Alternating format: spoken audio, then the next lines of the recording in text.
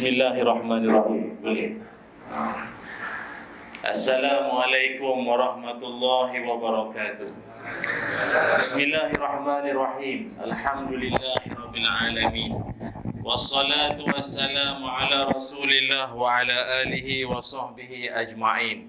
Qala rabbi shrah li sadri wa yassir li amri wahlul 'uqdatam min lisani yafqahu qawli. Allahumma iftah lana qulubana fi talabil ilmi warzuqna ikhlasu fihi wal amalu bihi wan nashru bihi hatta ya'tiyana al yaqin. Amin ya rabbal alamin. Amma ba'du. Alhamdulillah, syukur dan puji dipanjatkan ke hadrat Allah Subhanahu wa taala. Dengan izin, ketentuan dan kasih sayang Allah, dapatlah sama-sama kita bertemu pada malam yang berbahagia ini di Masjid Khalid Al-Walid, Air Pasir, Macap. Terima kasih banyak saya ucapkan pada seluruh ahli jawatan kuasa masjid, pengurusi, tuan imam dan para alim ulama, asatizah, tuan-tuan guru, ustaz-ustazah, tuan-tuan haji, puan-puan hajah sekalian, sahabat saya Cik Syam dan semua sekali adik-adik, anak-anak, moga-moga dirahmati Allah sekalian.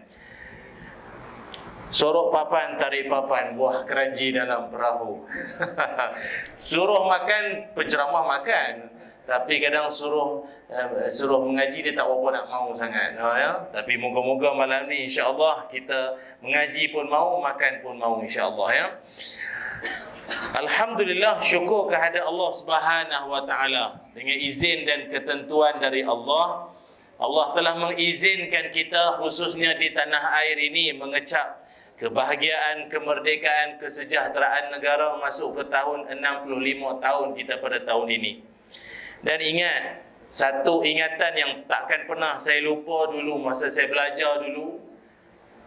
Kata guru saya, musuh-musuh yang nak menjahanam, yang nak merosakkan mana-mana bangsa, mana-mana negara ataupun masyarakat, akan mereka lakukan tiga perkara.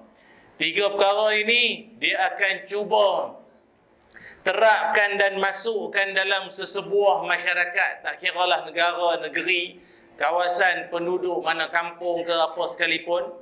Ada saja tiga ini, insya-Allah musnah bangsa itu. Bangsa ke kawasan ke penduduk ke negeri itu memang akan hancur kalau ada tiga perkara ini. Apakah tiga perkara tersebut? Pertama, bencikan ulama. Benci kepada ulama adalah permulaan kepada kebodohan umat. Dan sikit sebanyak pada hari ini kita sudah nampak dia punya tanda-tanda ura-ura ke arah itu macam sudah ada. Tak kiralah penceramah ke ulama ke mufti ke orang alim mana pun, sudah ada pembencinya. Haters. Orang yang membenci itu sudah ada. Dan kita semua kita tahu, mana ada orang alim, guru-guru yang sempurna. Tersilap cakap, hadis salah baris, tersalah sebut tahun. Itu biasalah. Tapi yang silap sikit-sikit itulah yang diperbesar-besarkan macam apa punya guru mengajar, sikit dia salah dibesar-besarkan. Dengan tujuan apa? Masyarakat nampak bahawa ulama sekalipun banyak tak betul pada hari ini. Ya, membenci ulama salah satu daripada tanda masyarakat sesebuah negara atau negeri itu akan musnah. Dia pandang tok guru ni tak habis-habis ceramah, mengajar. Dia menyampah, dia tak suka. Dia tak minat. Maka itulah yang kita kena pegang dan kita kena ingat. Satu. Yang kedua, kata guru saya dulu, kalau musuh nak menghancurkan sesebuah negeri, negara atau masyarakat, yang keduanya adalah dengan mengajar, mendidik masyarakat sayang dan cinta pada fulus, cinta pada wang, pada duit. Duit. Kita akui duit bukan segala-galanya, tapi segala-galanya perlukan duit juga pada hari ini. Masuk tandas 30 sen, 20 sen, 50 sen pun kena. Walaupun kita kata nak kencing sikit je, takkan kena bayar. Sikit tak sikit, bayar. Maknanya parking kena bayar, kencing kena bayar. Kena kencing tak kena bayar. Kencing kena bayar. Jadi duit ini benda penting. Tak ada orang kata ada duit ni tak boleh. Dalam ibadat pun, dua ibadat takkan boleh buat tanpa duit. Haji dan umrah, sedekah dan zakat. Nak buat macam mana tak ada duit? Dia kena ada duit. Pergi haji mesti pakai duit, takkan berenang laut pun. Kan? Jadi perlukan duit. Tapi masalahnya sekarang, musuh dia ajar kita sayangkan duit. Everything is about money. Semua duit saja. Dan sekarang ni manusia menilai manusia berdasarkan siapa paling banyak duit. Dia tu hebat tau. Pasal tengok kereta apa dia pakai, baju apa dia pakai. Dia bukan kira belajar mana, ilmu setakat mana, tak. Duit tu. Cinta pada duit, itu tanda-tanda awal masyarakat itu akan jahanam. Maka rosak, akan musnah, binasa. Sayang, cinta, keterlaluan amat terhadap duit. Dan duit ni dia bukan soal kepiah serban atas kepala jubah, bukan. Dia tak mengira siapa. Dulu di masjid mana saya pernah cerita dulu ni. Ada satu masjid tu di Malaysia, bukan Maldives. Seorang duit masjid short ribu pula tu. Pulang kabut siasat dia orang syak pengerusi. Tak, bukan pengerusi. Siasat lagi, dia orang syak lagi. Bendahari. Tanya-tanya tak mengaku. Gertak sikit cakap nak bawa ke balai, mengaku. Dia kata dia, bendahari tu ambil. Ribu duit masjid dia ambil. Tahu dia ambil duit masjid buat apa? Pergi umrah. Tu sedap tau. Dia kata dia pergi umrah, bukan pergi danau. Salah tu. Dia duit ni dia tak kira. Kalau dulu P. Ramlee kata apa? Takkanlah Pak Lebay menipu.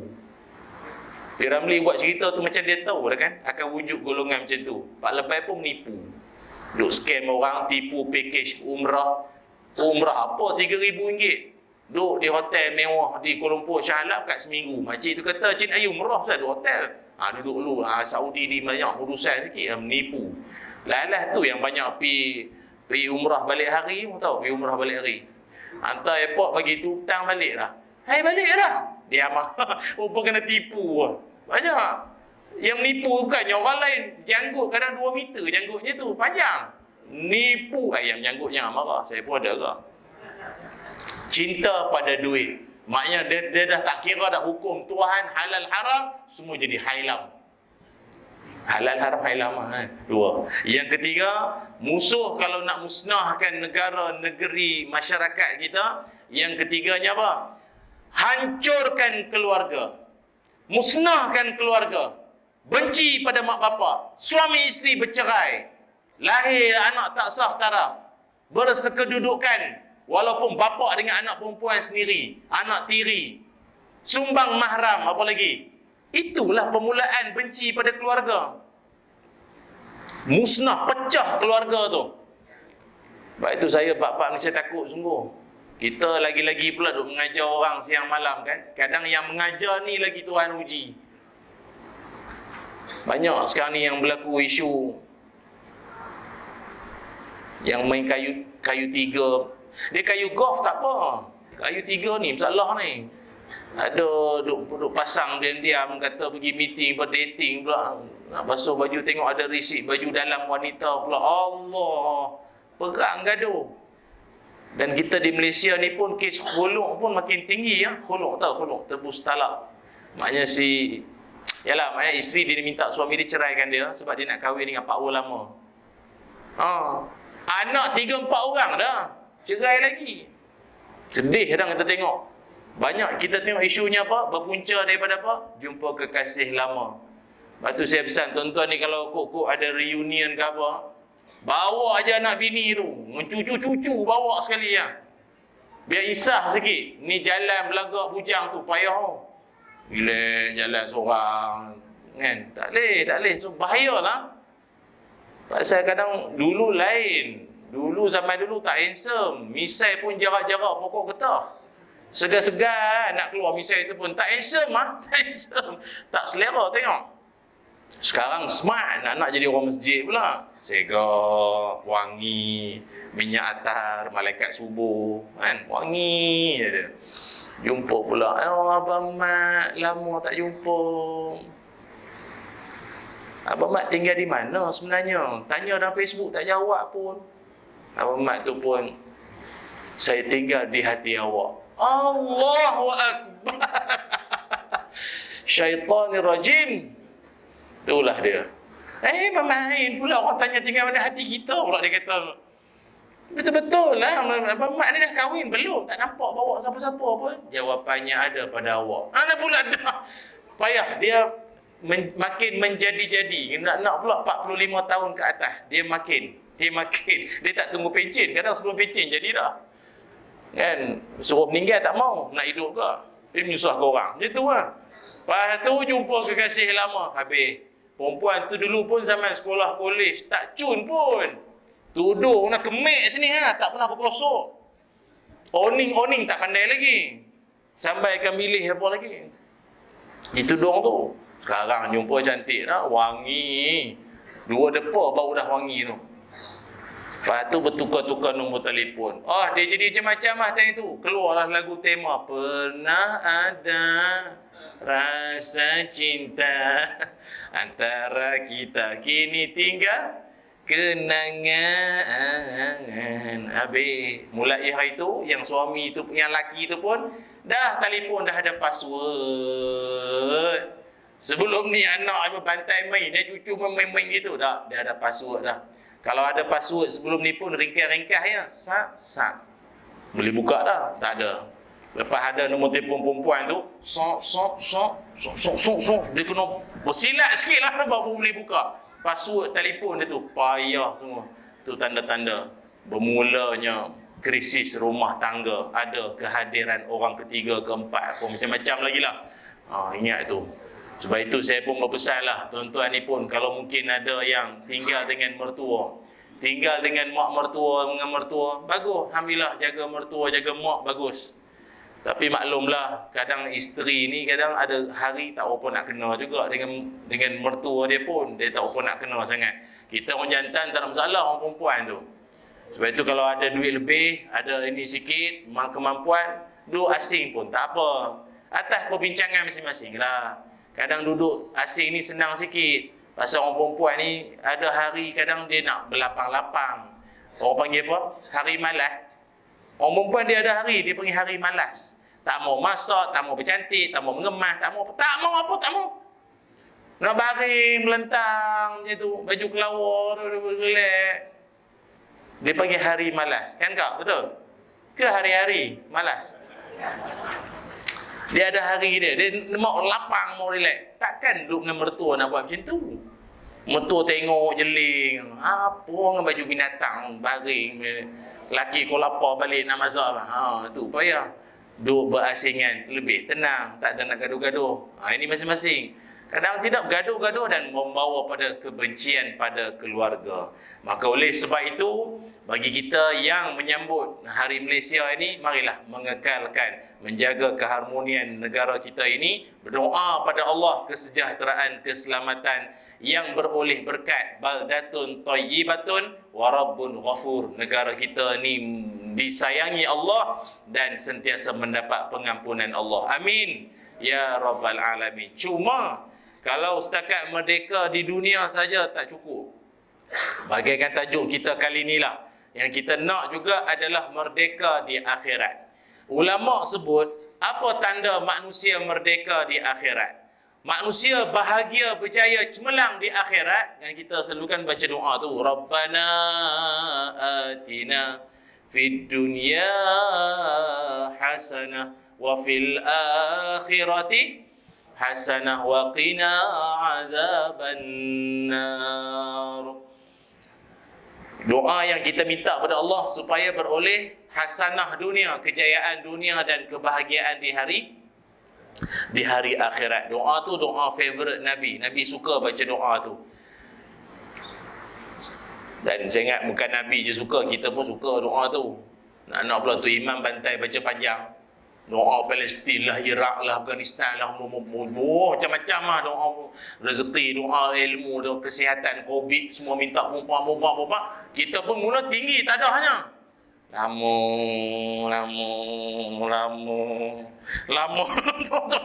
Rabbana atina. dia naik balik. Tu petanda tu. Itulah saya cadang kadang tu imam pun lepas Rabbana atina tu baca doa lain pula. Kianat sikit makmum kita. Biar dia biar dia tak boleh nak agak bila nak habis doa ni. Tu. Doa tu salah satu yang kita minta adalah hasanah di akhirat. Apa tanda orang bahagia, cemerlang, merdeka di akhirat? 5 tanda.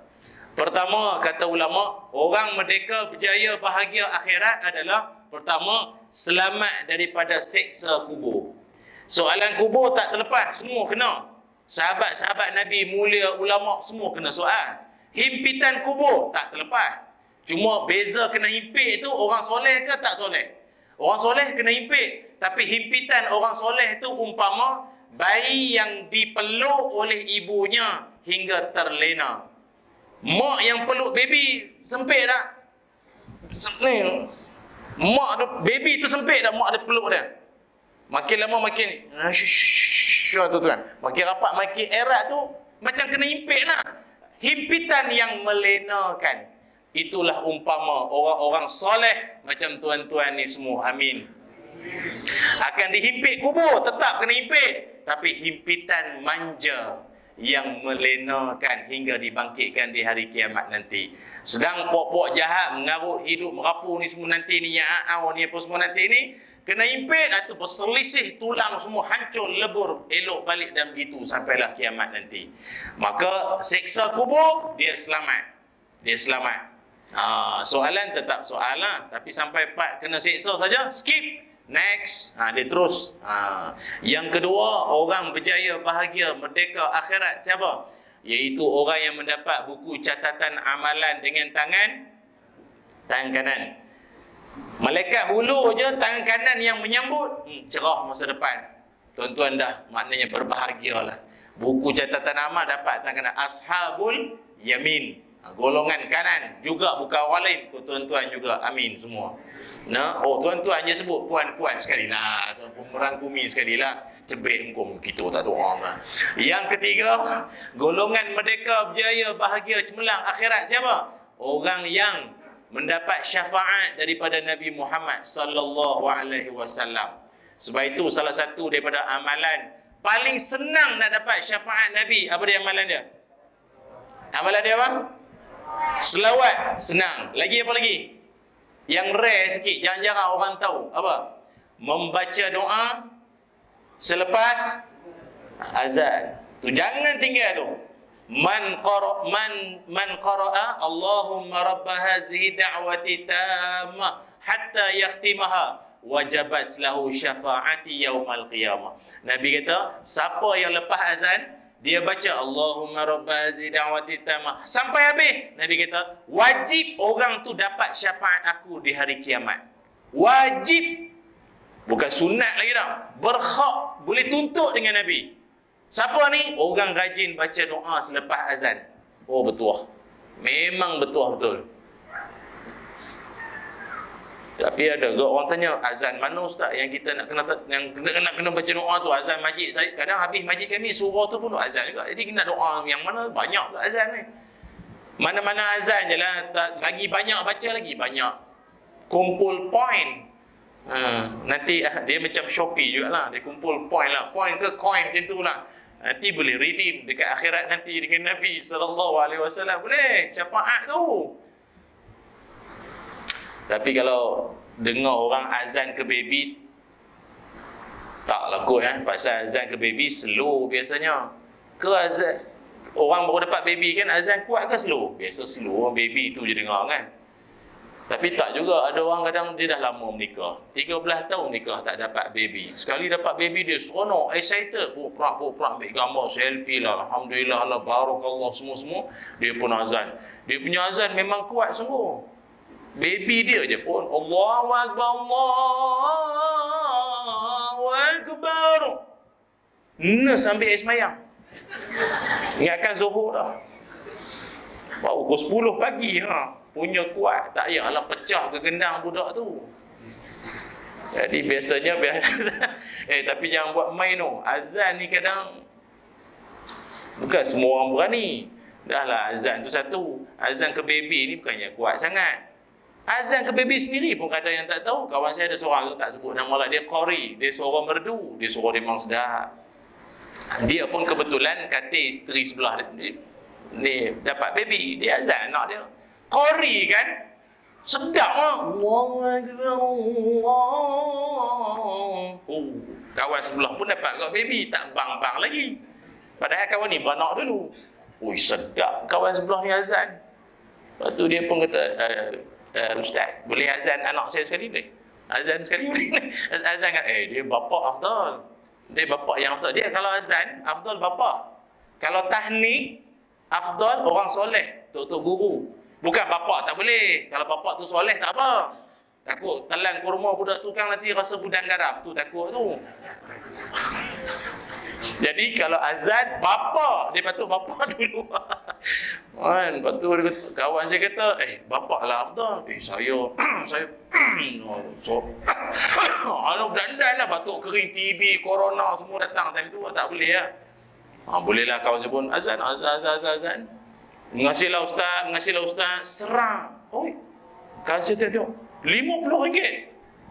Azan seorang dapat RM50. Lepas pada tu katil depan tu pula, Ustaz, anak kami boleh? Kawan dia agak dia sembang kau ni, zerak, RM50 lagi. Kawan saya kata, ini sudah bagus. Tok bila masjid azan pada putus buka tekak, belum tentu dapat banyak tu tau. Hari tu saya dapat 450 sehari. Kau ada? Kau bang orang belum tentu datang tau. Dia bang dapat duit lagi. Wah, dahsyat lah kawan kata. Ini boleh buka kaunter. Siapa mau azan sini ya? Tahnik lain pula, package lain. Aduh, dahsyat. Tajuk kita ni dah lari ya sebenarnya. Tak apalah. Kat mana tadi ya? Syafaat. Nak dapat syafaat Nabi. Itu yang ketiga. Yang keempat, orang berjaya, bahagia, seronok di akhirat nanti siapa? Orang yang berjaya, merdeka di akhirat. Yang keempat adalah dia dapat minum air daripada telaga Kausar Nabi Muhammad sallallahu alaihi wasallam. Dan yang kelimanya apa? Kebahagiaan seseorang, kemerdekaan seseorang di akhirat, iaitu apabila dia dapat masuk ke dalam syurga dengan penuh dengan penuh kesejahteraan. Allahumma antas salam wa minkas salam. Sambung. Wa ilaika ya'udu salam fahayyina ya rabbana bisalam wa adkhilnal jannata Darussalam. Dapat syurga Darussalam. Bukannya orang lain yang dapat masuk syurga tu pun, kita semua. Amin ya rabbal alamin. Cuma dia ada cuma lagi. Sahabat Nabi sallallahu alaihi wasallam bernama Sayyidina Anas bin Malik radhiyallahu an. Anas bin Malik ni adalah antara orang-orang kanan Nabi. Bilal bin Rabah, Anas bin Malik, Ibnu Mas'ud radhiyallahu alaihim ajma'in. Ini semua pembantu kanan Nabi, orang kanan Nabi. Ini tinggilah pangkat-pangkat ni semua, SU, SK, apa, Turus apa tu lah. Bukan Jusa lagi dah. Turus ni semua ni pangkat-pangkat Tan Sri semua ni. Anas bin Malik radhiyallahu anhu salah seorang. Dia adalah orang yang paling bimbang sekali pasal dia di dunia, dia selalu berdamping dengan Nabi. Kerisauan dia adalah nanti di akhirat akan bilion manusia, mana nak cari Nabi ni? Di padang mahsyar mana Nabi, Allah ramainya. Sebab Nabi dan umat semua dihimpunkan. Dia tak ada satu tempat yang khas melainkan yang 7 golongan. Dan kita pernah dengar hadis tu kan. Mendapat bayangan Allah tu cerita lain lah. Jadi dia punya bimbang, dia tanya Nabi, dia kata, ya Rasulullah, di akhirat nanti mana saya nak carimu ya Rasul?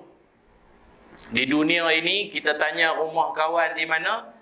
Lah dia cerita kiri kanan kau nampak klinik kesihatan sebelah kiri, depan tu kedai tom yam, belakang tu kedai urut, tepi tu kedai futsal, semua apa ni apa padang futsal semua. Tak faham ah. Share location lah. Orang sekarang macam tu, malah fikir banyak share location. Nabi seolah-olah dah lama share location dengan kita. Kata Anas bin Malik, aku tanya Nabi, Nabi bagi tahu aku. Apa kata Nabi? Carilah aku di akhirat nanti di 3 tempat. Maknanya ketiga-tiga tempat ni, siapa berjaya dapat jumpa tiga tempat ini dan bertemu dengan Nabi, juga orang yang merdeka di akhirat. Perjuangan dia tu menemui maknanya kejayaan yang tak boleh nak kata apa lagi dah. Paling bertuah lah jumpa Nabi kot. Nabi, maknanya kegembiraan yang tak boleh nak digambar lagi dengan kata-kata. Apakah tiga tempat tersebut? Tiga tempat tersebut adalah, pertama, Nabi SAW sebut, carilah aku pertama dekat titian Sirat. Carilah aku dekat titian Sirat. Nabi tunggu di sana. Dan bukan setakat Nabi tunggu di titian Sirat, Nabi tengok umat dia yang melintasi itu sambil berdoa. Nabi punya sayang dengan kita. Allahumma sallim, Allahumma sallim. Ya Allah, selamatkanlah umatku tu. Ya Allah, selamatkanlah umatku itu. Ya Allah, selamatkanlah umatku tu. Ya Allah. Seorang Nabi berdoa minta pada Allah. Namun kata Nabi, kalau tak jumpa juga aku dekat titian Sirat, carilah aku dekat Al-Mizan. Apa makna mizan? Tempat timbangan amalan. Berat yang soleh ke berat yang jahat? Na'udzubillah. Cari aku dekat situ. Pun tak jumpa juga dekat situ, carilah aku dekat Al-Hawd. Tahu Hawd? Hawd ni ha waw dha. Apa makna Hawd? Telaga Nabi, atau juga kita biasa sebut Telaga Kausar. Ini sajalah tempat-tempatnya. Maka tak ada lagi alasan kata Nabi tak beritahu pun kata jumpa di mana, Nabi dah lama share location dengan kita. Akhirat nanti carilah di tiga tempat ni. Cuma lagi, senang ke nak jumpa Nabi di tiga-tiga tempat ni? Tak senang. Sebab ketiga-tiga tempat ni dia punya dugaan dia punya pahit getir hidup dan pengorbanan terpaksa dilalui demi apa je? Nak jumpa Nabi. Saya pantun tak pandai, nyanyi boleh lah. Sebab tapi saya malas nak nyanyi betul-betul sebab takut masuk AJL. Kan? Nanti siapa nak ceramah lah boleh nak? Aduh. Apa dia? Yang pertama, kita nak jumpa Nabi dekat titian Sirat, memang kita nak pun. Tapi titian Sirat ini jangan kita rasa mudah sangat kot. Titian Sirat lalu je lah lintas. Tak. Titian Sirat ini panjangnya saja disebutkan oleh Fudail bin Iyad 15,000 tahun perjalanan. 15,000 tahun perjalanan tau. Kita hari ni dah lah kawan tu share location, cari rumah tak jumpa pun bergaduh suami isteri dalam kereta. Kanan, kiri. Itu pun bergaduh. Ini 15,000 tahun perjalanan tau. Bila agak nak sampai ujung? Dah lah perjalanan 15,000 tahun tu pula bukan perjalanan senang. Pada 15,000 tahun perjalanan titian Sirat tu pula, dia ada 7 lengkungan. Dan pada 7 lengkungan itu dia ada 7 pos checkpoint roadblock. Aduh, dah lah 1,000 tahun dia ada checkpoint, dia ada roadblock dia tahu di situ. Ini bukan roadblock boleh tunjuk surat kepala kerajaannya. PKP kan, nak rentah ni tunjuk surat sikit lah. Saya ada cawangan nombor 2 dekat sana. Okey, boleh tu tabik power. Gua ada pistol pun tak berani. Lu tak ada pistol tapi lu berani. Power apa ilmu pakai? Doa lah tuan, doa malam Jumaat, doa juga. Jumaat Lailatul Qadar. Tahun depan kita doa. Jangan main-main. Dia nak lintas tu pula dia ada 7 pos, 7 roadblock. Dan setiap 7 tu pula dia ada soalan-soalan dia. Soalan pula tu. Tuan-tuan tahu tak? Biasa kita dengar soalan kubur. Ni, malam ni saya nak sebut tuan-tuan. Di akhirat nanti, titian Sirat, ada 7 soalan akan ditanya pada kita. 7 soalan akan ditanya pada kita. Apakah soalan-soalan tersebut? Saya ingat kita bagi laluan azan isyak dulu kot. Ke macam mana? Azan dulu ke macam mana? Azan dulu, sambung. Azan. Macam mana? Boleh yang mana? Azan ke? Azan lah. Kita pergi laluan azan dulu. Jadi jangan ke mana-mana. Kita akan kembali lagi selepas ini, insya-Allah.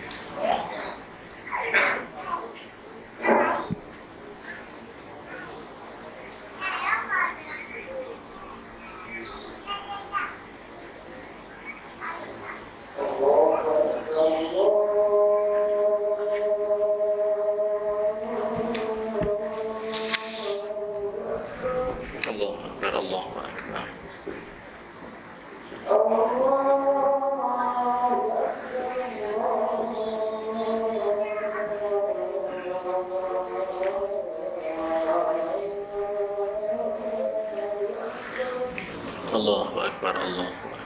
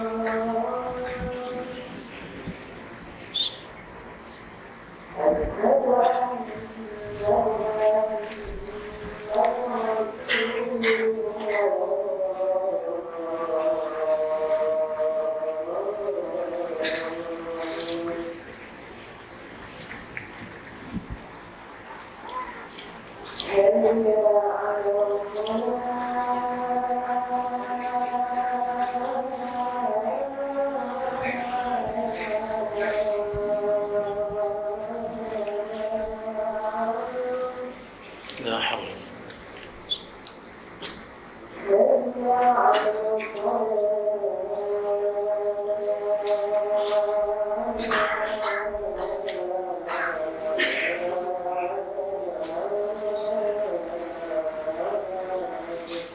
La haula wala quwwata illa billah.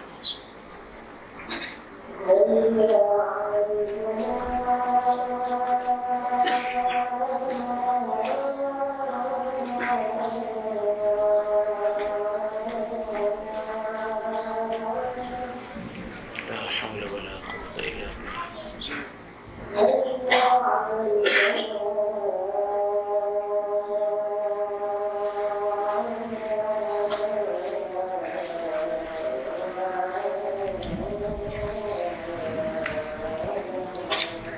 La haula wala quwwata illa billah.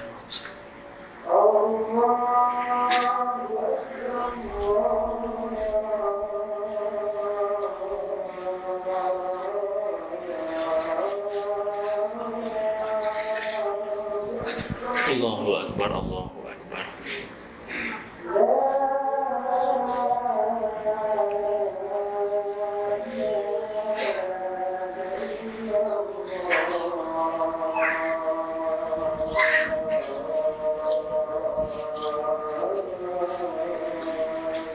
لا إله إلا الله. اللهم رب هذه الدعوة التامة والصلاة القائمة آت سيدنا محمد الوسيلة والفضيلة والشرف والدرجة العالية الرفيعة وبعث مقام محمود الذي وعدته إنك لا تخلف الميعاد. Alhamdulillah. Muslimin muslimat yang dirahmati Allah sekalian, alhamdulillah dapat salah satu fadilat membaca doa selepas azan, insya-Allah. Baik, kita sambung kembali. Pada perjalanan di tiang sirat itu nanti kelak ada 7 pos ataupun 7 roadblock yang memang kita akan tempuhi dan laluinya. Dan setiap tu pula ada soalan-soalan dia. Kalau soalan kubur, biasa dengar dah. Ma rabbuka, ma dinuka, ma imamuka, semua kita pernah dengar dah. Jawapan pun dah standby dah. Tapi yang jawab bukan mulut, yang jawab tu amalan kita. Tapi ini yang saya nak sebut soalan di titian sirat. Apa antaranya? Pertama, akan ditanya tentang keimanan kita. Iman kita. Tuan-tuan nak tahu kita ni iman setara mana, tahap mana? Senang. Tanda orang tu ada iman, kata Nabi, la imana liman la amanata lahu. Tidak ada iman orang yang tidak ada sifat amanah. Jadi sembang sajalah.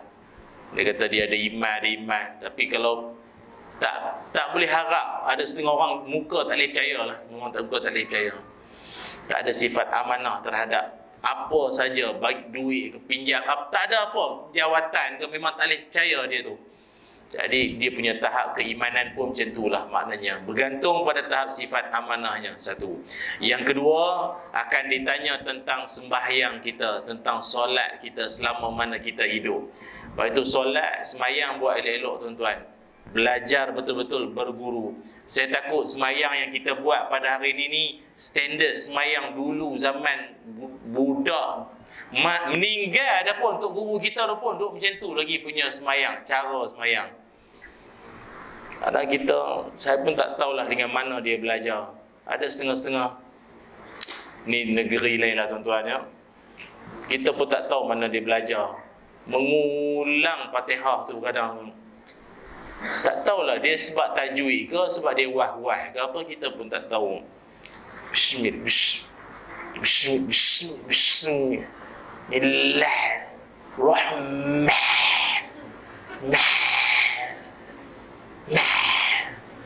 Kita yang duduk sebelah ni seram tau.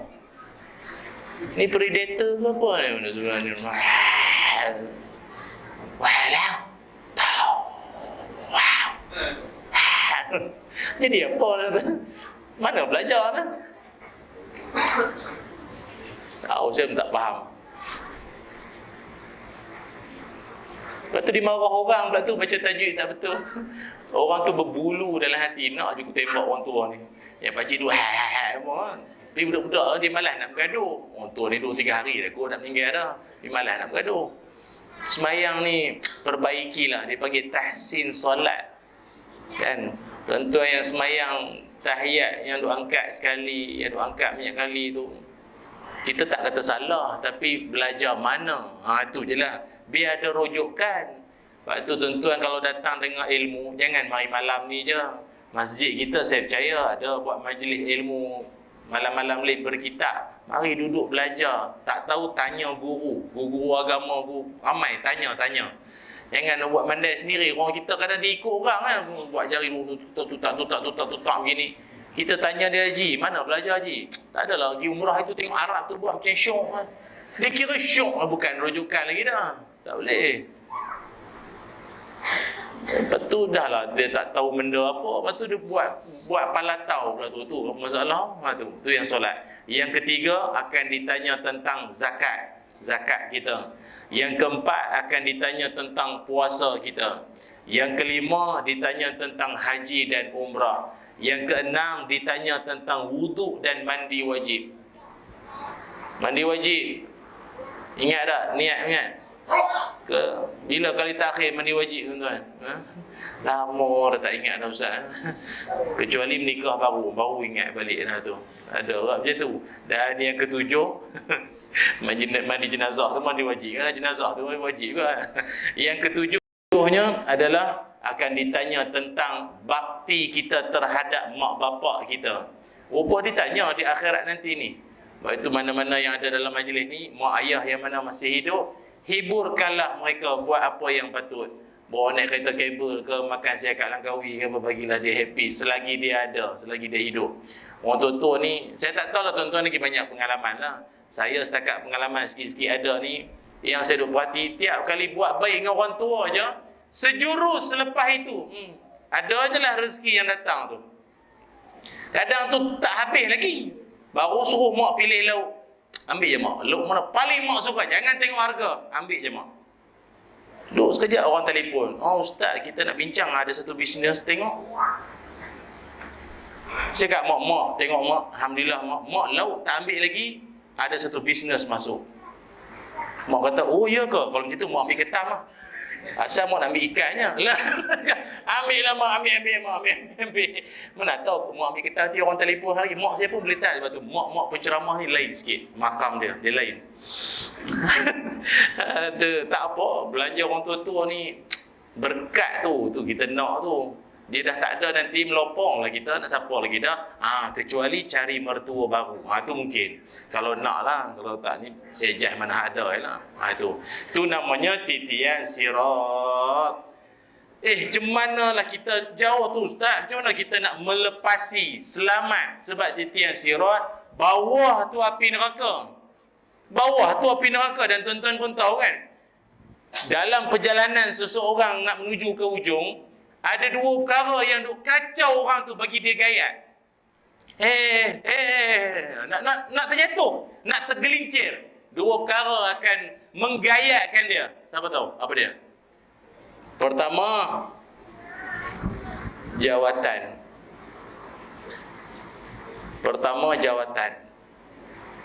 Jangan letak pula malam ni. Nak letak langsung tu gayat, nanti sensirat, nanti payah. Janganlah. Ini satu ingatan. Mana-mana yang memegang amanah, tanggungjawab, jawatan apa sekalipun, dan di mana peringkat pun, buat kerja elok-elok. Sebab dia akan membabitkan keselamatan kita di titian sirat nanti. Dia akan kacau. Siapa buat kerja betul, laksana dengan sebaiknya, selamat perjalanan. Pertama, jawatan. Kedua yang akan mengganggu, kacau dia, bagi dia tergelincir, silaturahim. Sebab itu tuan-tuan, kalau ada tak kena mana salah faham adik-beradik macam mana sekalipun, balik je lah tuan-tuan. Jangan benci menyapa, tak nak balik. Aku kalau dia balik, aku takkan balik. Aku meluap, benci dia. Jangan, tak boleh. Dia adik-beradik, silaturahim ni kita tak boleh sampai berputus. Tak boleh. Malah dalam hadis Nabi sebut kan, la tadkhulul jannah al-qati' kan. Takkan masuk syurga orang yang putus silaturahim. Tak boleh. Balik je lah. Lepas tu ajar anak-anak ni, kita ni semua anak-anak ni, ajar jumpa paman-paman dia, pak saudara dia, pakcik, pak long, pak ngah, pak teh semua, ingat kena berbaik-baik, sepupu sepapat. Kalau jumpa pula, salam cium tangan. Ingat tu. Lepas tu Sayyidina Ali karamallahu wajhah, dalam satu pesanan dia kata, salah satu lambang hormatnya seorang itu kepada orang yang lebih berilmu, orang yang lebih tua daripadanya, cium tangan. Tapi sekarang saya tak tahu lah, budak sekarang punya trend cium tangan ni macam-macam lah ni.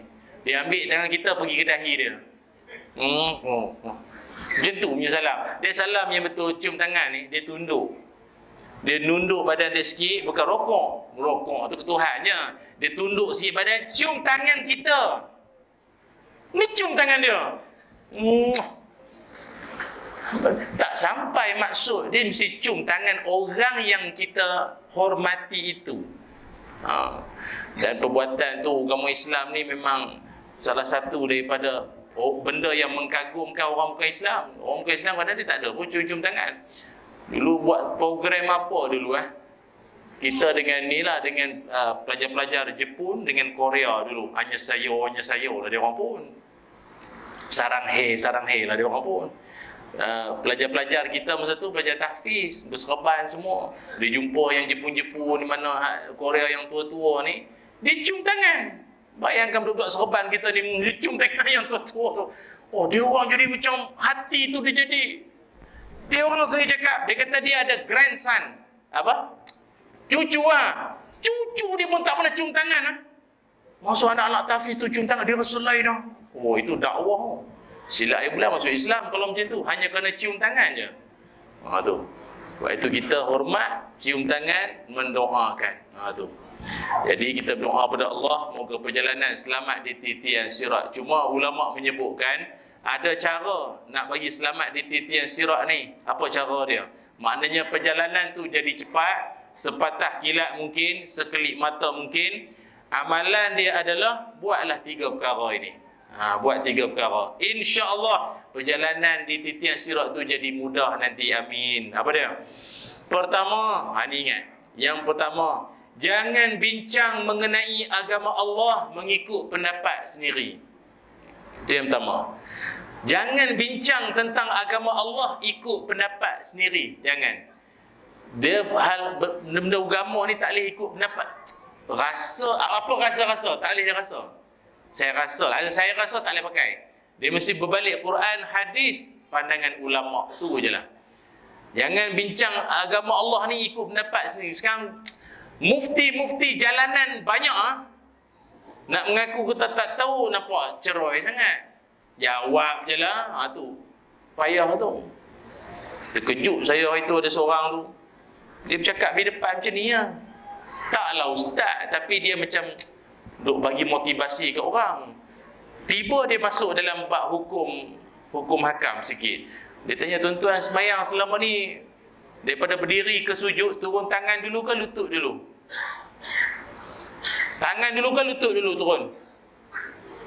Dah lah cerita tu lah. Tak payah jawab lah, tapi nak jawab je. Lutut ke tangan dulu? Jadi dia kata, siapa yang sembahyang daripada berdiri nak ke sujud, turun tangan dulu, itu tak betul. Yang betul lutut dulu. Sakit tak sakit, mesti lutut dulu. Tergamam orang dengar. Ini pala tahu. Mandai-mandai belajar mana, kitab mana kau ambil.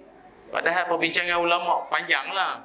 Yang mengatakan turun tangan dulu, Hanafi, Hambali, Maliki. Yang mengatakan turun lutut dulu, Syafi'i. Jadi kalau orang tu dia turun tangan dulu sekalipun, kalau dia tak sakit apa sekalipun, sah tak sembahyang? Apa tu? Yang salahnya dahi dulu. Benar? Pum dia bagi. Tu salah. Tu mazhab mana tak tahu. Tak tahu diam lah. Jangan duk mandai-mandai. Buat mentang-mentang dia turun lutut dulu, dia nak semua orang serupa dia. Mana boleh. Orang go out mana boleh lutut dulu, dia mesti tangan dulu. Menggagau sikit. Tak apalah. Sebab itu hikmah ulama beza pendapat. Kita jadi boleh pilih ni, boleh ni pun boleh, senang. Tak payah gaduh. Tak payah gaduh. Macam tuan ni takbiratul ihram. Mana yang betul? Si parah ni ke tinggi sikit parah ni? Ke ini je? Pasal saya tengok ada orang rendah pun ada. Wah. Dia macam tu kan. Ni ke ni? Sama dengan cuping telinga, mana? Yang mana betul? Yang mana? Dia sebenarnya takbiratul ihram ni bukan pada tangan. Pada lafaz, pada sebutan. Allah. Yang sebut tu Allahu Akbar. Takbiratul ihram tu pada sebut, bukan pada tangan. Contoh saya cakap takbir. Tengok. Ada tak saya cakap takbir, tuan-tuan pun kan, takbiratul ihram itu pada sebut, bukan tangan. Jadi tak ada isu, tak ada ini mesti ini tak payahlah gaduh. Betul tu hak ni yang betul ni. Walaupun riwayat Abu Hurairah yang eloknya sama arah dengan cuping telinga, macam tu. Ustaz, jadi macam kami selama ni kat sini ni boleh juga syarat cuping panjang. Sampai ke sini ni. Tu boleh lah. Tak payahlah gaduh. Benda boleh ejah kan benda tu. Tapi memandai-mandai ni kita geram ni. Memandai-mandai macam dia tahu kan. Tuan-tuan kalau tak tahu cakap je lah wallahu alam tuan-tuan. Pasal kita siang malam tu datang masjid ni, kadang orang kampung bukan je tahu kita ni faham tak faham tu datang sama ni banyak tidur je buka kitab pun. Beralih muka surat lama dah tak alih-alih lagi. Orang kampung ni siang malam pergi masjid mesti alim ni. Ji, tanya sikit soalan lah. Apa soalan lah? Taklah nak tanya sikit lah hukum makan buah ni. Buah jiran masuk ke pagar kita, boleh tak makan? Pokok dia kan, minta izin dulu. Maknanya kalau makan haram? Haram Tuan ada kan? Ingatkan halal. Sebab kalau halal nak potong sikit lah mangga tu, letak pulut, santan sikit bagi kat haji. Apa tak cakap daripada awal? Dia ada dua pendapat. Dan dua pendapat. Ulama khilaf. ulama khilaf kan. Dia sebenarnya dia boleh, tapi sebab darurat kan, darurat tuan rumah tak ada, pergi Langkawi lama tak balik, WhatsApp tak berbalas, makan je lah pula dah. Pokok macam ni insya-Allah tergelincir titian sirah awal lagi memandai-mandai jawab dia pasal dia ada kelebihan untuk dia kan. Tu payah tu. Kan, jangan tuan-tuan. Orang tanya soalan, tak pastilah, wallahu alam. Sekejap saya tanya ni, ada kawan ustaz saya WhatsApp, okey lah. Jangan mana-mana. Itu yang pertama. Yang kedua, amalan untuk laju dan luncur di titian sirat terus ke syurga. Apa amalan? Yang keduanya, ni saya ingat semua tahulah, memperbanyakkan bersedekah. Banyakkan sedekah. Ma naqasat sadaqatun min malin. Takkan berkurang harta orang yang suka bersedekah. Berinfak dan bersedekahlah tuan-tuan, mana mampu, mana saluran yang ada. Masjid, surau, mikrofon pun kalau nak bersedekah pun tengoklah tuan-tuan. Sedekah duit sikit bagi sumbangan repair mana yang patut apa kan. Sayang banyak ni, tapi dia bukan apa. Dia masjid ni mana-mana pun. Tak ni kita sembang anak beranak je lah ya. Dia yang seronok masjid ni dua perkara. Pertama aircon, kedua mic. Atau imam sedap. Itu yang menyesyokkan lagi. Jemaah tu nak jadi ramai tu. Makan boleh je. Makan tak makan dia boleh je. Tapi aircon satu, kedua mic, imam sedap. Jemaah jadi syok. Dia jadi, ada satu masjid saya pernah pergi, mikrofon dia luar biasa tapi padan. 1.8 juta kos untuk mic saja. Merdu amat. Saya pernah sekali ceramah di masjid tu, saya batuk macam Jamal Abdillah punya batuk sama. Saya macam Jamal batuk malam menanti siang, macam tu lah lebih kurang, merdu nak bagi tahu sedap, merdu. Sedap. Dia tak ada wang tak ada. Dia betul-betul. Jadi itu sebenarnya dia bunyi tadi tu petanda tu tuan-tuan. Dah boleh edar tabung dah. Marilah kita kita repair. Jangan duk apa macam mikrofon lah. Orang komplain saja. Masuklah. Menyumbanglah sikit mana yang patut. Allahu Akbar. Sedekah. Dan kita pun di Malaysia ni pun amaran daripada meteorologi, Met dah bagi tahu bulan 11 12 ni nampak gaya banjir. Pengalaman sudah dah mengajar erti kita bahawa akhirnya bumbunglah jawabnya. Tahu-tahu pukul 8 pagi dah hujan, pukul 3 makin lebat, pukul 8, pukul 10 malam dah atas bumbung lah. Jadi kita dah boleh bersiap sedia. Keselamatan satu dari sudut sumbangan. Dan sumbangan ni saya ingat, kalau tuan-tuan ni masing-masing nak menyumbang duit lagi senang lah. Tapi kalau nak bagi sumbangan dalam bentuk barang, biarlah bersistem. Jangan main asal ambil, terima bagi. Tak boleh tuan, jangan macam tu. Sampai ada seorang makcik tu, rumah dia dah macam speed mat dah. Penuh beras saja. Makcik tu ingat aku makan beras ke apa. Dah lah periuk nasi dia hanyut. Jadi saya ingat kena rancang dulu. Logik lah, bagilah roti tu gagah lagi. Roti dah siap masak dah roti yang benda-benda ni. Lepas tu main agih. Makcik mana tu cerita itu? Dia kata aku dapat pampers. Nak buat apa? Dia orang main agih. Makcik tu dah lah seorang di rumah. Pampers. Tena tak apa pula, diapers. Nak buat apa? Tena buat cucu tak ada sini. Bagi agihan tu biar betul. Dulu di Manik Urai dulu. Manik Urai lagi teruk. Bagi satu kotak tu pakaian. Semua dalam tu baju kurung. Geng-geng surau pun banyak ke baju hanyut, kurta, jubah hanyut. Carilah kok ada lah baju Melayu kok ada. Pas kurung, baju kurung. Tak ada baju lain dah. Darurat pakai je lah. Bayangkanlah baju kurung pakai, serban ada, tak hanyut, serban tak hanyut. Pakai baju kurung. Yang baju kurung tu pula imam. Yang makmum belakang macam tak khusyuk, zip kat belakang tu. Ada zip kat belakang. Biasa butang kat depan, zip kat belakang, baju bercorak. Dia cerita sungguh ni. Dia orang cerita, macam mana dia tak ada baju dah tu yang ada. Kan? Takkan imam tak pakai baju. Memanglah laki-laki pusat, tapi tak kalau tak baju. Teruk sangat. Cannibal mana ni jadi imam ni? Jadi tuan-tuan bersiap sedialah untuk sumbangan kita nak bagi ni. Tolong, mana-mana cari dan tolong. Ada orang tak mampu turun Padang bagi, tak jadi abang Viva pun tak apalah.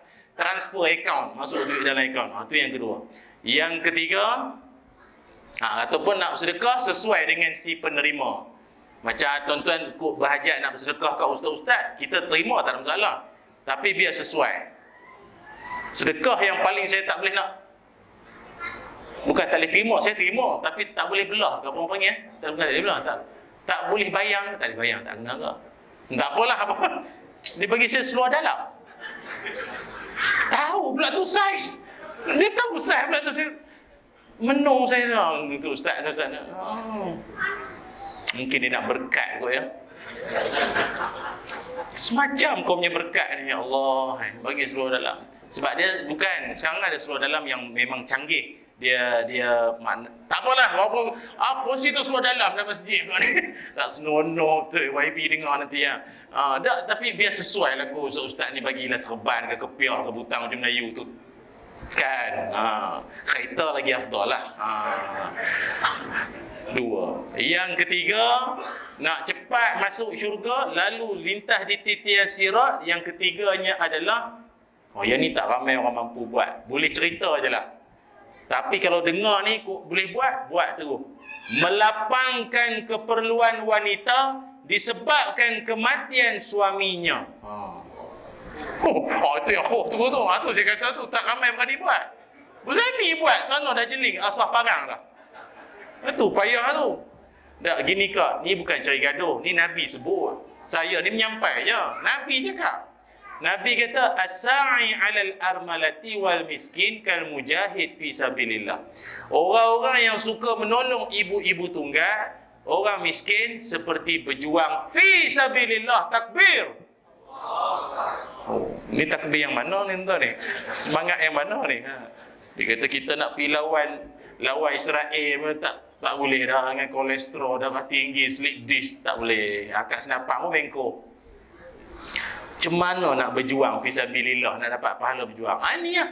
Anak-anak orang miskin, ibu-ibu tunggal. Saya ingat dekat kawasan ni pun ada kot ibu tunggal, ada. Mesti ada. Ada senarai nama ada. Ada. No.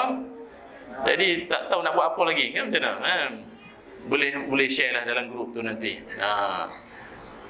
Dia sebenarnya yang betulnya ibu tunggal ni yang lagi-lagi pula anak 5-6 orang susah, dia pun dah berumur, tapi banyak yang nak tolong ni yang bawah 30 tu payah tu. Banyak bawah 30 tak ada tunggal lagi time tu, banyak lagi. Tolonglah tuan-tuan mampu seadanya insya-Allah. Tu yang pertama. Tapi tak apalah, tak tunggal pun ibu di rumah dia pun tolong dululah, beri apa yang patut. Tu yang pertama. Yang kedua, nak bertemu dengan Nabi SAW bukannya senang, sebab tempat yang kedua ini adalah dipanggil sebagai Al-Mizan. Tempat timbangan amal Al-Mizan ini pun tak semua orang lepas. Sebab apa? Tempat timbangan tersebut, dia punya piringnya saja seluas bumi. Maka bayangkanlah kalau orang tu selama dia hidup, amalan tak banyak, piring yang nak tadah amalannya itu seluas bumi, dia punya amalan sikit, macam mana? Tak baloi atas timbang. Ting. Dia pun jenguk, mana amalan? Macam banyak. Sikit kecil amalan. Piring besar amalan kecil atas tu. Rupa banyak dah amalan, tapi tak ikhlas belaka semuanya. Rugi. Hak dosa mengintai orang ni pun tengok perempuan berat. Habis kena neraka nanti. Macam mana nak bagi timbangan kita berat di akhirat nanti? Senang saja. Ulama sebut, lakukanlah beberapa amalan. Salah satunya adalah rajin melazimi mulut dengan zikir. Zikir apa? Zikir, dia panggil zikir 2 kalimah. Pernah dengar kot? Zikir 2 kalimah, pernah dengar? Zikir 2 kalimah. Kalimatan habibatan ila rahman khafifatan ala lisan thaqilatan fil mizan subhanallahi wa bihamdihi subhanallahil azim Dua kalimah dicintai Allah, ringan pada lidah, berat pada timbangan. Apa dia? Zikir dia? Subhanallahi wa bihamdihi, Subhanallahil azim. Sekali lagi. Subhanallah, Subhanallahil azim. Baca tu. Lagi banyak tuan-tuan baca, hari demi hari baca, timbangan amalan sebelah soleh ni makin lama dia makin memberat. Baca dan baca. Dan saya ingat tuan-tuan pun daripada tadi pun macam perasan juga, mulut duk berkumat kami tadi, saya ingat duk zikir kot. Alhamdulillah tu. Kesebut lain, lamanya bila nak habis, nak balik pun boleh lebih kurang juga mulutnya. Yang pakai mask saya tak tahu lah. Nah tu, zikir 2 kalimah tu jangan tinggal. Ya, duduk saya saja zikir satu.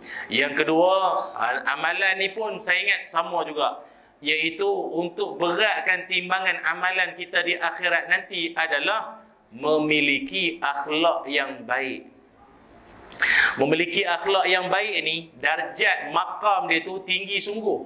Dalam satu hadis Nabi sallallahu alaihi wasallam bersabda, kata Nabi, "Ma min syai'in yud'u fil mizan asqalu min husni khulqi wa inna sahiba husni khulqi la yablughu bihi darajah sahibi shaum wassalah." Nabi kata, tak ada amalan yang dapat memberatkan timbangan mizan yang lebih berat melainkan amalan ataupun akhlak yang baik. Sebab orang perangai baik ni, darjat dia di sisi Allah, kata Nabi, melebihi darjat ahli puasa, ahli semayang. Tuan-tuan faham tak makna ahli? Dia kalau macam kita semayang, tapi bukan ahli semayang. Ahli semayang ni dia jenis semayang tak berhenti. Segala yang sunat-sunat, yang fardu telah lah. Yang sunat-sunat semua dia buat lah. Isyraq lah, duha lah, taubat lah, tahajud lah, istikharah lah. Masuk masjid, tahiyatul masjid. Semayang, dia memang ahli semayang. Nabi kata, orang akhlak baik, markah dia lagi tinggi daripada ahli semayang. Oh tu. Dan ahli puasa. Kita pun puasa tapi bukan ahli. Yang ahli ni yang Isnin Khamis, puasa Ashura, puasa Arafah. Yang tu lah tu. Waktu ahli lah. Tak, Nabi kata, orang perangai baik, markah dia lagi tinggi daripada ahli puasa, ahli semayang.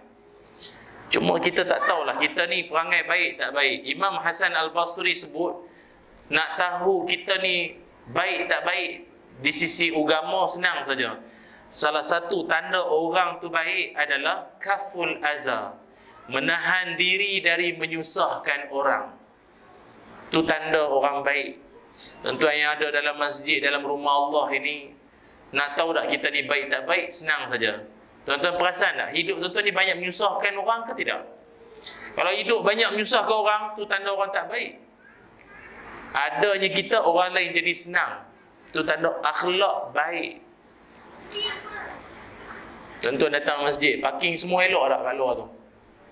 Jangan menyusahkan orang. Ni dah lah datang Jumaat lambat, parking depan tangga. Lepas tu orang nak keluar tak boleh, blok dengan kereta dia lah. Dia pun kalau dah tahu dia tu kereta dia halang jalan, keluarlah awal. Oh, zikir, wirid, manzil, maksurat, bagai lagi semua yang taubat apa lagi. Oh ya Allah, ya Allah, ya Allah, apa orang mengamuk kat luar tu? Ada tak perangai macam tu? Kepiah atas kepala perangai macam tu. Hidup janganlah menyusahkan orang. Tuan-tuan pernah tak naik atas jalan raya, lepas tu ada orang dia bawa kereta, dia duduk di lorong laju, tapi bawaannya 40. Pernah jumpa orang macam tu? Berbulu kita ikut belakang. Kau dah 40 bawa wasatiyah sangat, kau pergilah lorong sana yang ujung dengan lori dengan apa tu. Pergi sana lah. Dia duduk 40, 60, 40. Kita belakang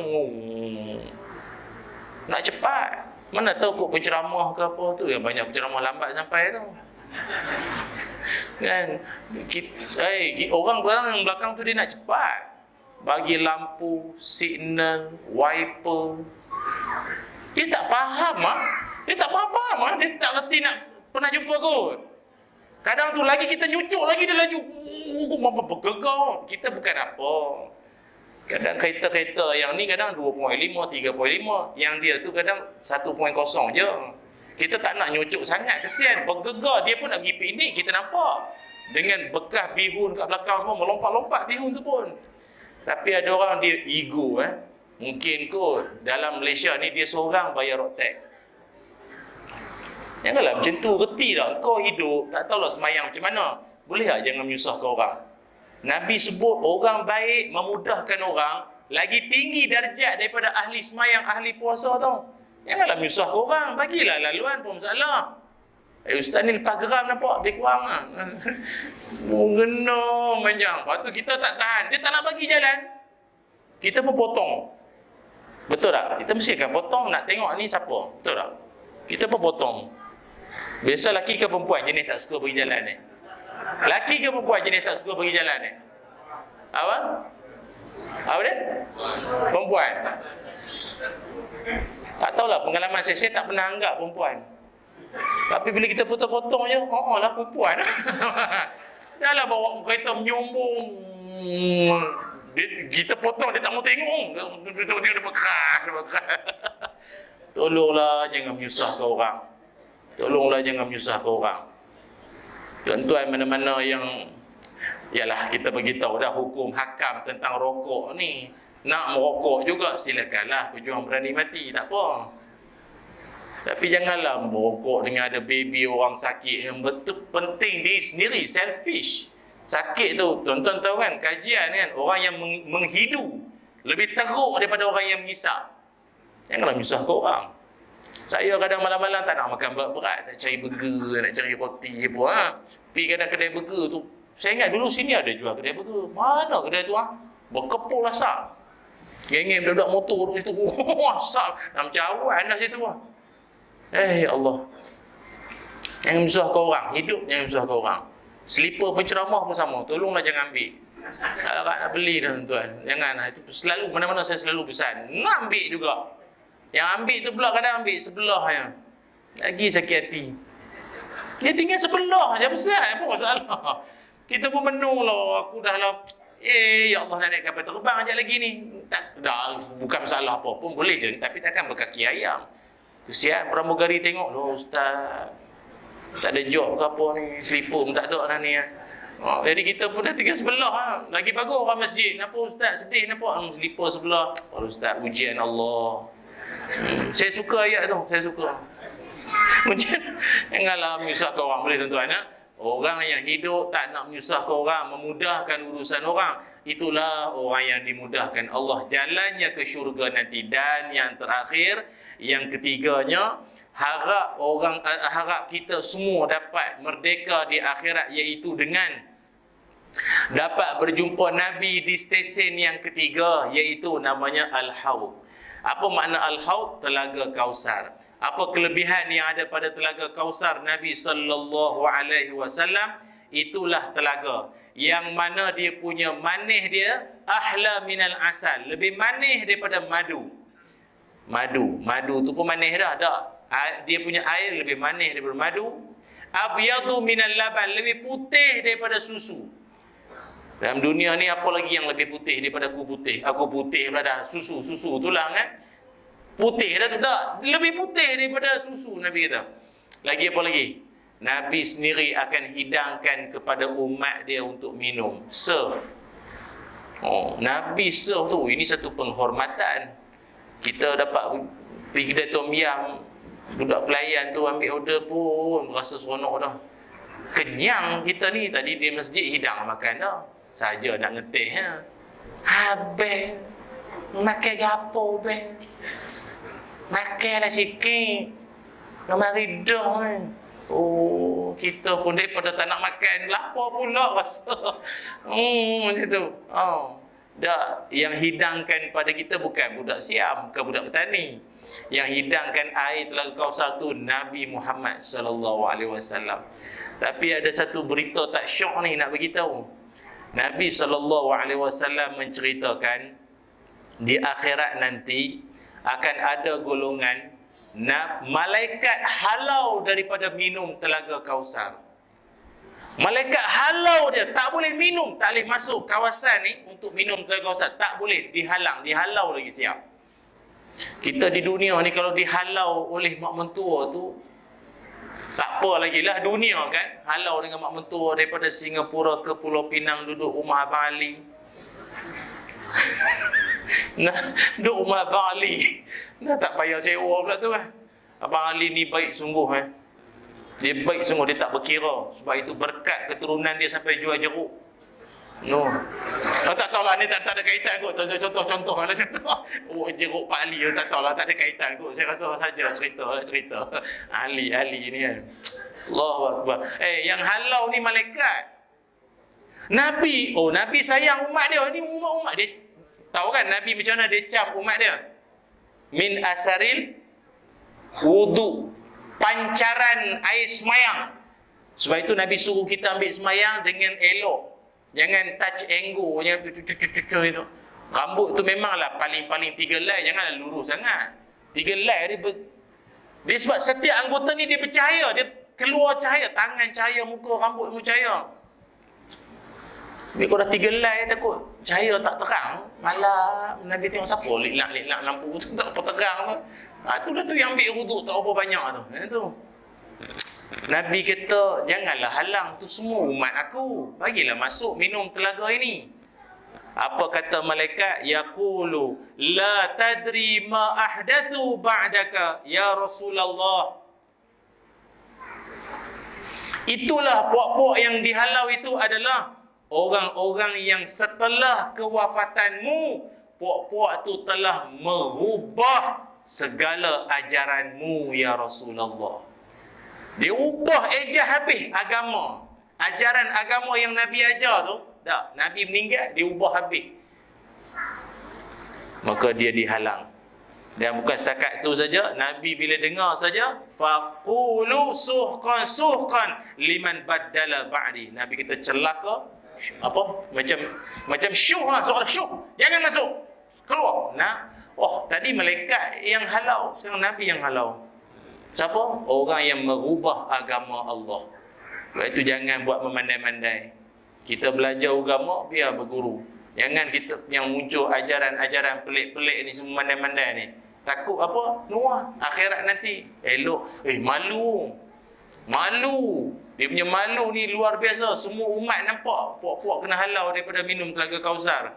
Maka ingat, belajar dan kita tuntun ilmu dengan guru yang betul dan sahih, insya-Allah perjalanan di akhirat kita nanti dipermudahkan oleh Allah Subhanahu wa taala. Wallahu alam. Cukup sekadar ini saja dahulu sembang-sembang kita pada malam ini. Moga-moga kita yang sudah merdeka di dunia ini juga dikurniakan kemerdekaan di akhirat nanti insya-Allah dengan amalan dan juga dengan rahmat kasih sayang Allah Subhanahu wa taala. Mari sama-sama kita akhiri dengan doa, moga-moga dirahmati Allah. Bismillahirrahmanirrahim. Allahumma salli ala Sayyidina Muhammad wa ala ali Sayyidina Muhammad. Allahumma inna nas'aluka ilman nafi'a wa rizqan tayyiba wa amalan mutaqabbala. Allahumma akfina bihalalika an haramik wa aghnina bifadlika amman siwak. Allahumma aghnina bil ilmi wa zayyinna bil hilmi wa akrimna bit taqwa wa jammilna bil afiyah. Ya Allah, ampunkanlah dosa-dosa kami, ampunkanlah dosa ibu ayah kami, ampunkanlah dosa pasangan dan anak-anak kami ya Allah. Ya Allah, kurniakan kami ilmu yang bermanfaat, rezeki yang baik dan amalan yang diterima. Ya Allah, kurniakan jua kepada seluruh warga ahli qaryah Masjid Khalid Al-Walid Air Pasir Macap ini.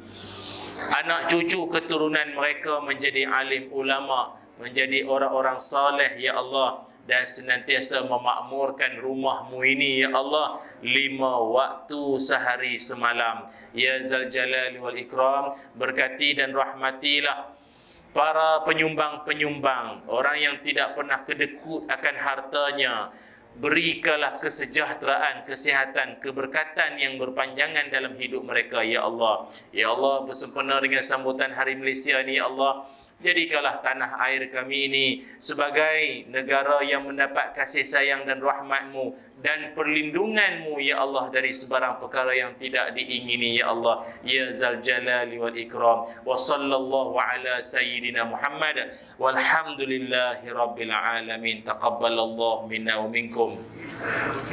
Terima kasih banyak tuan-tuan semua. Semoga ada rezeki kita jumpa lagi pada lain waktu dan kesempatan. Aku qauli hadza wa astaghfirullahal azim li wa lakum. Assalamualaikum warahmatullahi wabarakatuh.